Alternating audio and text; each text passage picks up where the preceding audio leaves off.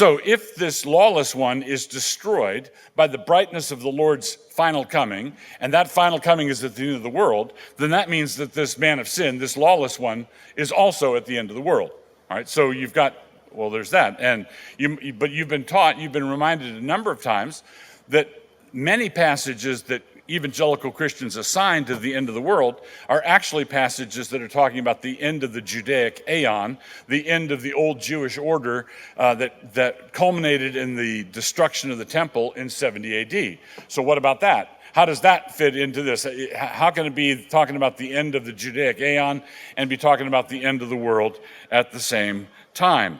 Well, I don't think it's talking about the same thing at the same time, but I think it is talking about the same kind of thing at different times. And these different times are not really all that different. And you're going to see how that unfolds shortly.